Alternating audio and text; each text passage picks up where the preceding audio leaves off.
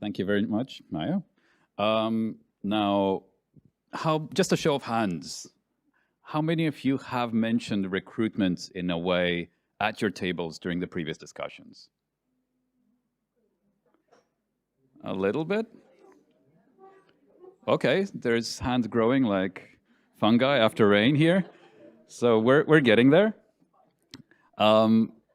This might also be because we first have to talk about what recruitment is, but we'll get there. So we talked about preparation. Now's the part about recruitment. And then we'll move on. Deliberation, outputs, impact, and institutionalization as other parts of what we will talk about. So anything that is left, right, and under recruitment, we'll talk about this at a later point. But what we aim to do with this particular workshop right now, first of all, demystify recruitment, because it sounds simple, but then once you try to apply it, you don't know where to start and what it all entails. So what are all of these elements? We're going to explain the connection between recruitment and representativeness, this innovative aspect that Eve mentioned in the morning. We're going to talk a little bit again about political legitimacy, because recruitment is one of the key tools to achieve this, among others, but it is also one of the things that if you skip or do badly, it definitely will impact the legitimacy of the assembly. We're going to show examples of invitations to citizens. This is one of these primary steps, how to reach out. Introduce random sortition. I won't go into details on this. It's very technical, and I'll leave it for those of you who advance further in doing their assemblies. We're going to discuss sortition criteria, how to get this representative sample, address challenges in recruitment as something that's very important because every process will run into some challenges, and present the Citizens Assembly of Mostar 2021, all in less than half an hour. So let's start off with the Citizens Assembly of Mostar, just to give you a context, and then it will also be touched on through various examples throughout the presentation. It was held over 4 weekends in July 2021. It was the first Citizens Assembly in Bosnia and Herzegovina. It was the first Citizens Assembly in Southeastern Europe in this format. So including a random sortition, including all of the elements that are needed.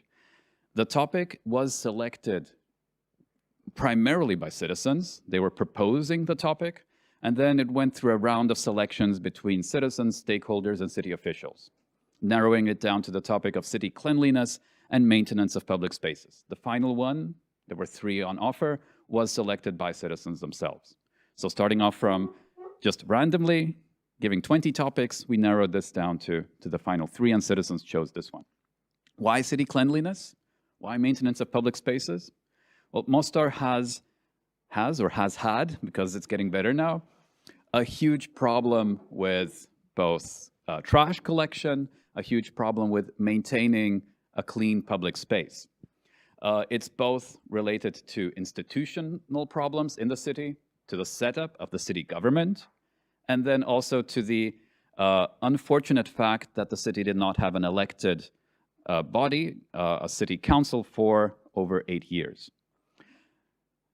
They were on a technical mandate, so the technical mandate of the elected one lasted for over 12 years, almost 12, right?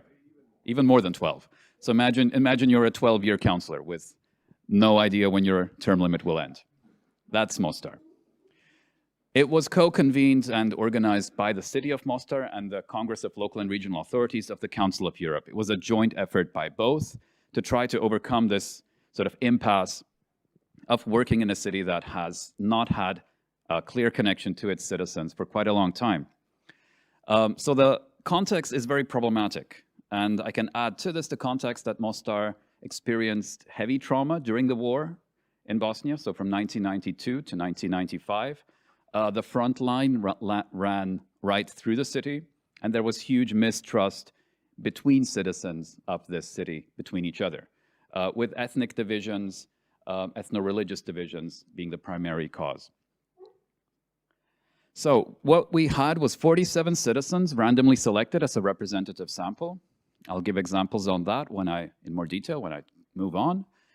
We had an implementation structure for the Citizens Assembly consisting of a design team. Basically, this was also Eve's partial job to take part in this, designing the structure and the format of the Citizens' Assembly, the coordinating team, which was also there to do all the technical issues a secretariat would do, and an oversight team composed of elected officials, civil society stakeholders, and citizens themselves to follow the process onward once the recommendations were made. The phases: learning, deliberation, feedback, and we had voting on all the recommendations. 32 were adopted in 5 thematic areas. So it was quite a broad list of recommendations. And what makes this a particular success story is that the City Council adopted an action plan to implement all of these recommendations. So all 32 were added to this implementation plan. Some have already been implemented, like very simple ones. Empty trash cans 2 times a day, not every 2 days, things like this. Others take more time, like reform the city administration to reduce corruption. Those are a bit more problematic. And there's a follow-up sort of trying to figure out also how well they're implemented and what's the implementation timeline. So it's not over when it's over, to put it that way. Now, I'll play a short video of it, just to give a sense of how this looked like and who was involved in all of this. Nope.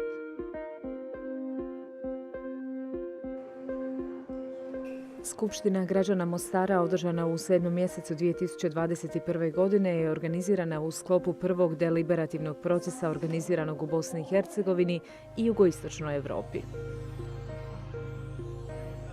Skupština je okupila na jednom mjestu 47 nasumično odabranih građanki i građana Mostara koji predstavljaju demografsku kompoziciju grada.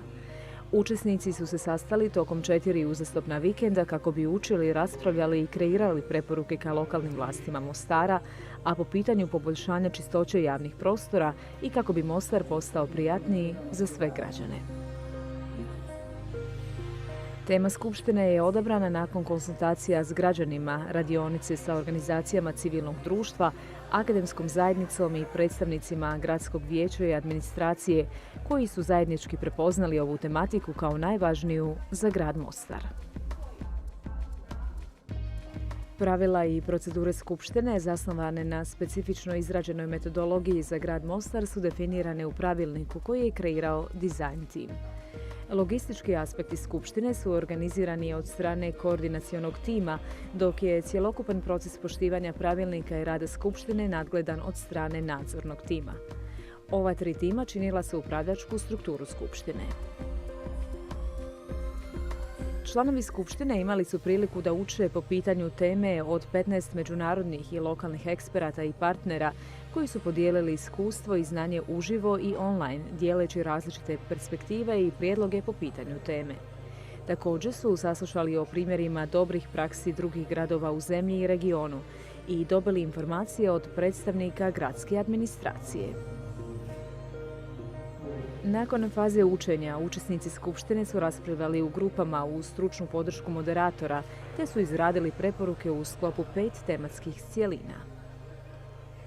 Predstavnici svih političkih stranaka u gradskom vijeću su imali priliku da daju svoje mišljenje po pitanju radne verzije preporuka. Gradonačelnik Mostara se također obratio Skupštini građana. U finalnoj fazi Skupštine građanke i građani su glasali i usvojili 32 preporuke koje su upućene ka gradskim vlastima. Kao odgovor na preporuke, Gradsko vijeće grada Mostara je na svojoj sjednici u 11. mjesecu usvojilo akcioni plan za sprovođenje preporuka. Skupština građana je istakla grad Mostar kao predvodnika deliberativne demokracije i kao pozitivan primjer koji je vrijedan pažnje. Dodatne informacije o procesu su dostupne na web stranici www.mostargradimo.ba. Proces je organiziran u sklopu projekta Razvoj demokratskog učešća u gradu Mostaru koji implementira Kongres lokalnih i regionalnih vlasti Vijeća Europe i koji je rezultat rada Kongresove grupe za refleksiju o Mostaru kao dio akcionog plana Vijeća Europe za Bosnu i Hercegovinu za period od 2018. do 2021. godine. Kao dio akcionog plana Vijeća Europe za Bosnu i Hercegovinu za period Okay, it was all in local language with subtitles. You can also find it online at the website of the Mostar project. I mean, I can also share that one if it's not already on some of the billboards over there. Nope, not again. Next slide. Okay, so you might have seen that the group in the room, also from your experience, it looks quite diverse. So we are less diverse here than what we've seen over there online on the presentation. But the question here, moving now to the topic of representativeness, and I'll come back to the Mostar example frequently, is why it is important to have this representative group of people in a room together. Well, the first and primary reason is legitimacy. When we think of how we select our governments today, it's basically by voting and giving them legitimacy through our vote. Now, if you want to have randomly selected citizens also be legitimate or considered legitimate, you basically need them to represent the population as closely as possible so that everyone can see that, okay, it could have been me. That person could have also been me. Maybe physically, maybe by gender, maybe by the topics that they sort of emphasize. In various ways, each of us have their own sort of primary identity, and you want to see that represented both physically, but also in the topics that are discussed, or the ways that the topics are discussed.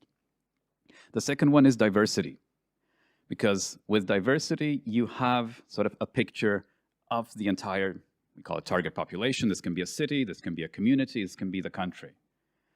And with the diversity, you also get different opinions. So as Eve said, if it's only old white men sitting in a room, let them play cards, because there's not very much diverse opinions there, different opinions, different experiences. But if you have these different experiences in a room, you will also get to hear different opinions about the topics that are being discussed. Now, in Mostar, we tried to bring it together as, I don't know who came up with the city in a room example. One of us did, collectively, maybe. In one of the meetings, we tried to build a city in a room. You can call it a country in a room, community in a room, doesn't really matter, depends on what you're working with. The city in a room looked like this. So you have old people, young people, everyone in this group. And you might see a few of them with masks. This was because of COVID, because this happened in between two waves. We were always trying to deal with the issue of how do you bring people together under these circumstances. It worked, luckily. It went in summer in Mostar. Summers in Mostar are extremely hot. Apparently no COVID virus can survive that. So it really went more smoothly than we would have anticipated. And this is sort of the group in total. There's young people, there was a retired university rector among them. There were people who were basically housewives for a very long time. There were students, there were bus drivers.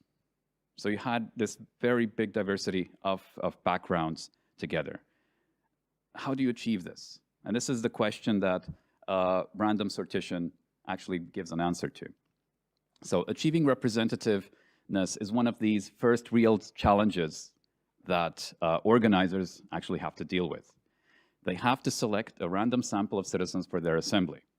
Up until then, most people who organize an assembly sort of work within their expertise. This is something that they know how to do. They know how to pitch ideas, they know how to frame questions for discussion, and then they need to bring citizens together. And that's where some of it becomes problematic. Now, the first thing to understand there is this difference between reaching out to citizens, trying to get them informed and at least willing to engage, and then using random sortition as a tool. Because random sortition is essentially a tool that you use to select among an already interested group. And the how to reach out to citizens, and this is something, and the random selection of invitees, this is something that I'll talk about now, and I'll give you some examples of letters of expression and interest. The how to reach out is mostly done today, if in an ideal situation, and this is how we did it in Mostar, is by sending out truckloads of letters, you could say, a lot of letters. In Mostar, which is about the size of Tartu, which is a little bit less than 100,000, we sent out 5,000 letters. This is sort of an ideal situation. Some of us in the team wanted to send out 15. Some of us said 3,000 is enough. 5 is actually sort of an ideal situation. Now, once you send out these letters, and I'll show you some examples of those and the envelopes, which also have to appeal to citizens, you want the citizens to express interest. That's the second part. Because it's not just you randomly selecting them, it's also them sort of feeding back into this, saying that, yeah, this is a topic where I could want to talk about, where I would want to discuss about. Only then do you go to the random selection. Now, getting the interest of citizens is one of the sort of challenges, and I'll touch upon that later, about response rates and how to increase those. The random selection of invitees, I'll also come to that later. It's about using, basically, software to select among a group of interested citizens a sample that is representative of your community. Now, the letters, they're mostly boring. There's a formal invitation, usually by the convener of the city assembly, citizens assembly. This can be the city mayor. This can be somebody in the administration who convenes it together. And in addition to that, there's always a few elements, which I'll also mention in those letters. But first pictures, first examples. So this is what citizens got in their mailbox. It's an envelope with sort of this idea that you sent out. Okay, it was not 5,000, but 4,999, sorry. This is what they got in their mailbox. And with this sort of info there, please register on time. And then you sort of start thinking about, okay, what's on time? You have to open the letter and read that in the letter itself. Now, specifically in this case, for Mostar, we could not address it to individuals. In other cases, you do address it to an individual, name, last name, address. In the case of Mostar, we were not dealing with full available data on this. This is another challenge that I'll touch upon. Where you don't have the data, I mean, the process to get that data is much more complicated than this solution. What we did there was to select households, like a random household survey. Selecting households based on the percentages of people living in each area of the city, and then sending the letters out, or delivering them to the door, basically, of these households. So each household got a letter like this. And the address, again, it looks like a boring letter, right? It doesn't tell you much.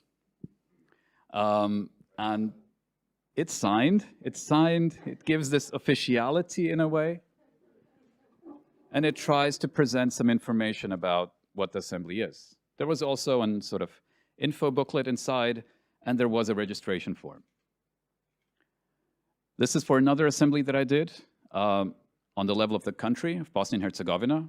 Again, sort of same format. Here we added the date until when you have to apply on the envelope itself. Again, we did not have the data. It was basically inviting, again, households. And this one was financed by different people, so you can see them in the bottom, sort of counted up.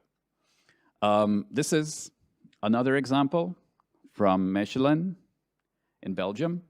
Again, it's a lot of reading. And again, you have to have this information. Another example from Poznan.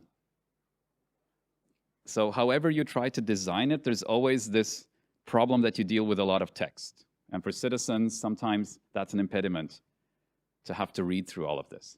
But you use bold letters to try to sort of emphasize some parts of this. Specifically here, does this have a pointer? No. Specifically here, right down in the last sentence, it's emphasized that you get 700 zloty if you participate. So that these incentives, they also have to be emphasized. And then you get people to apply. Now, what should be in these types of invitations? What should you include when reaching out to citizens? First, you need some information about the Citizens' Assembly, what it's about, who's convening it. That's the major thing. Okay, who is inviting me? You should have at least some information about the topic. It doesn't have to be really precise, but the citizens need to know what they're signing up for. Some might be comfortable with discussing environment, but might not want to discuss abortion. And these two things, they need to be clear from the start. The dates of the assembly and location, if known, that's preferable to include it right from the start. If you don't have that, you can add a month or add in the summer, just to give a sense of when and also possibly where. The most important part is the information about recruitment and random selection, because this is something that is very difficult to explain in detail to citizens. But they do understand that participants will be randomly selected among those who apply. That much they do understand for the most part. We never had a problem with this. I don't know if any of you who have organized assemblies ran into problems with that. Sometimes somebody asks, okay, I signed up, why didn't I get invited? But then you usually explain that's the two-step process. Then possibly information about compensation, if this is one of the incentives that you'll be using. If you will use compensation, you have to add it right from the start in the letter, because it very much influences the response rate. I mean, response rates vary anywhere from 3 to 12%. So imagine if you send out 1,000 letters, you might get 300 30 to 120 responses. That's not a lot. If you include compensation in the letter, it usually rises above 5, 6, 7. So it can double your response rate right from the start. It's not just about keeping people engaged and keeping them involved, but also getting them interested, to have that from the beginning. And then there's the crucial part of information, how to express interest and get involved. And there are various ways that you can do this, and try to be as broadly inclusive as possible. So if it's only via website, you might miss out on some people who are not technologically fully literate to do that. If it's just via sending it in by post, like back, you might miss out on young people who have never went to a post office or don't know where to hand in this piece of paper. You have to have different options there. Phone might be easier for someone who has visual impairment. Website might be more easy for someone who likes this sort of not having to be public about expressing this interest. So including various options to express interest is always a good way to do it, and any other relevant information. So for the Mostar Citizens Assembly, we gave some information about the topic, very little because we were still in the process of selecting it. We sort of knew the dates. I think we said summer, something like that in the invitation. There was information about recruitment and random sortition, very basic. Definitely information about compensating them to be part of the assembly. We had the possibility to express interest both via phone, via website, and via handing an envelope in at the city hall. So all three options were possible. And again, a lot of other relevant information, as you could have seen from the size or length of that letter. Now, that's the first step, having this group of citizens express their interest. Now, how do you then organize the random sortition after that? And this is where you have to ask these questions. Who is doing that? What are they doing, and when are they doing it? For the most part, the expertise in doing a random sortition, you cannot find it in any administration, any city administration. Those that have had more experience with organizing citizens' assemblies might have a dedicated secretariat who can do that. But any citizens' assembly starting out from a very with very little experience usually finds an external organization to do the random sortition for them. In our case, we went together with Mostar. It was the G1000 that did that, basically. Eve did the random sortition. The other WHO was about collecting and creating this database of responses. I have to mention that as well. And here again, city administrations don't always have that expertise to collect and create a database and to clean the database. In the Mostar case, we used a public survey agencies, so public opinion survey agencies, who have that experience, also basically in delivering letters on a random, as a random household survey. So you might need external help on this when it comes to who. The what part, this should be clearly defined. So who is responsible for what? By delivering the letters, Eve didn't have to travel to Mostar to go door to door to deliver them, and got a more or less clean database. While the agency people, they did not have to worry about learning how to do random sortition or buying software or educating themselves in that.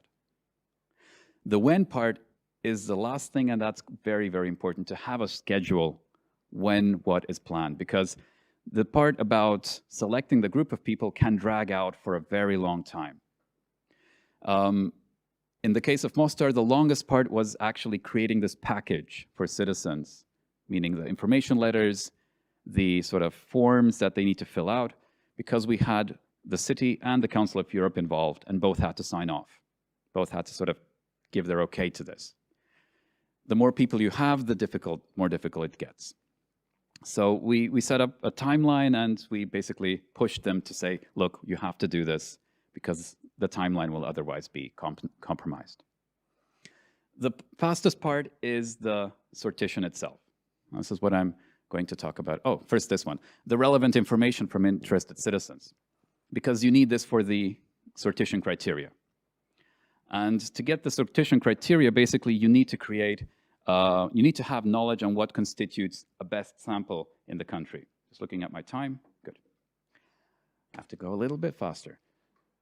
Age, gender, socioeconomic status, residency, meaning part of the city, country where you live, education, language, this is then identity categories, language, be it ethnicity, be it religion, and any other criteria.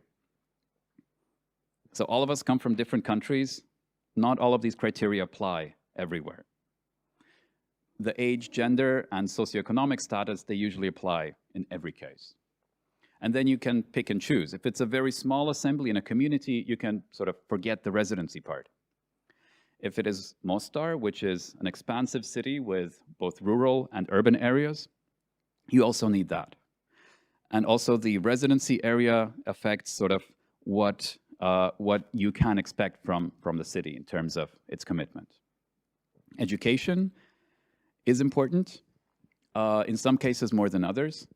In the Mostar case, ethnicity was a key category that we needed to use to create a more diverse group of people that included both Croats and Bosniaks and Serbs and others who live in that city. Other criteria might be important in different cases. Now, how do you get to those criteria?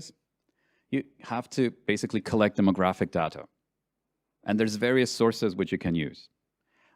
You can use it from statistics agencies, employment agencies, census data, anything that is as complete, as detailed, and as recent as possible, basically. The next step is to select thresholds for this. The easiest threshold is on gender. It's 50-50. If you want to include other gender as well, then it becomes more difficult. How do you select for that? For people, be it non-binary, non-defining, or something else. This is where it then becomes a bit more tricky to do this. Age is usually something that is available. Then you go into education. And this is where then it gets a bit more specific. How specific do you want to go? Do you want to include PhDs separate from university education? And so on and so forth. In some cases, you do not have this data. This is, again, a challenge that I'll come to. And after this was the job of the agency to create a protected, it has to be protected database. In the Mostar case, we hid the personal data of the individuals. Eve did not know the names of the people he selected. They were codes for him, numbers. This is something that's hugely important in the selection process itself. It creates sort of, first you can be transparent about it. So what we did, we basically live streamed this selection of the participants. And you can do that if you don't have the personal data online. In this case, in Mostar case, and also in the others I've been involved with, we always created 2 lists at least, 2 full lists of participants that are representative, and then we used a physical object to select among them. So in the first case, in the Mostar case, we used 2 numbers, which we drew out of a box. You can use colored balls or anything, basically. Throw a dart, something that's more or less physical and random. We don't like to use dice, by the way, because it introduces the idea of gambling into sortition, which, yeah, might paint a wrong picture. So this is what you end up with. Basically, a pretty random group of people who might have not met each other. They might have met each other. 2 were neighbors, by the way. In the other assembly we had 2 people from the same, well, basically living next door to each other, but from the same household, more or less. That might be the case. You might end up with that if not enough of one people criteria or one group apply. But the idea is that at least most or almost all of them do not know each other in advance. Challenges. This is the last thing. Low response rates among citizens. This is the key challenge, and it's a key challenge to the legitimacy of the assembly, of the representation. One thing that Eve said is do anything to raise the legitimacy of the assembly. By raising the response rate among citizens, you also increase the legitimacy of the assembly, which basically means do anything to increase the response rate to your call for participation. There are barriers to signing up for citizens' assemblies as well. These can be cultural. So for example, we sent it out to households. And we were always considering that if you send only 1 invitation per household, you will end up with a majority of men. Because in a traditional culture, as in Bosnia, in a lot of households, the women will not sign up. But if you send 2 invitations per household, you might get 2 people signing up from that place. In the selection, then, you sort of do not allow for 2 people from the same household to end up in the sample. But lowering the barriers to signing up for assemblies in any way possible, and these barriers are very much local and cultural, is key. You can miss out on mobilizing certain demographics. Minorities, Roma, for example, we had a huge problem in even mobilizing any Roma in the Mostar case. They're about 1% of the population, but we got 0 responses anyway. So that's one of these issues. In other cases, these might be different demographics. And you always have to think about which demographics, because if you miss out on one key demographic, you also lower the representativeness of the group of citizens. This is a key one. This is bias and self-selection of active citizens. As I said, response rates anywhere normally between 5 and 10%. Those citizens who do respond are mostly educated. Most of them actually work, and most of them are already active citizens in their community. It's much more difficult to get those who are not active, who don't usually go out and protest or even sign petitions or do anything. And among these you have, in the Bosnian case, it was lesser educated, so people with primary school. It was women, especially women with children, and it was young men, so people under the age of 30 who are male. Those demographics, we had a problem in selecting for those. Then you have incomplete, outdated, or faulty data. In some cases, you do not have data that is representative. In other cases, this data is 20 years old. You have to work with what you got. That's the first thing. But then you also, while thinking about it, might have to compensate for this and create these reserved seats if it's an issue that affects a minority who are not included in the data itself, or to try to pick and choose more recent data, even if it's maybe not fully official. But then you always run into problems of representativeness. So it's a sort of game where you try to find out what is the best data that I can work with. So you might go to other statistics agencies as well. Number 6, a limited budget for recruitment. Recruitment is an expensive process. Sending out 5,000 letters is an expensive process. And you have to always think about this when planning. If you don't have the budget available, you have to make do with what you've got. So you might hire people to go around the city, follow a set of instructions that you copy-pasted from a random household survey, and to deliver letters. That might be cheaper. Try not to skip the randomness of invitation. If it's really necessary, maybe, but if you allow people to, if you make an open call and allow people to self-express their interest, already there you have sort of a biased sample. That creates much more difficulty. Try not to do that. The invitation part really also needs to be random. How to keep citizens, I mean, you can do that, by the way, but then it's not a citizens' assembly. You can call it a citizens' forum or something like that. It's something entirely different. It's a different concept. And finally, how to keep citizens on board until it starts. Basically, once they're selected to participate, it will take maybe 1, maybe 3, maybe 6 months until the citizens' assembly starts, depending on how fast you're moving. They expressed their interest, and now all of a sudden, 3 months later, they have to show up. Sometimes they won't. You will have dropouts. And to keep this dropout rate as low as possible, you really need to be in touch with them continuously. For the other citizen assembly I did in Bosnia, we had a person who was on the phone almost every day with at least 2 citizens. They were calling him for various reasons, sometimes just to talk, by the way. But also to be more informed about the topic as such. What we did not do in Mostar, for example, was to try to use this time to give them some prior education on the basic topics that they're going to discuss about. You can do that. You can sort of send them online lectures or online presentations by experts in that meantime. Use that space to keep them involved. If you do that, you get much more people in the room from that group that you selected than previously. Okay, moving on. Thank you, Damir. And really, applause.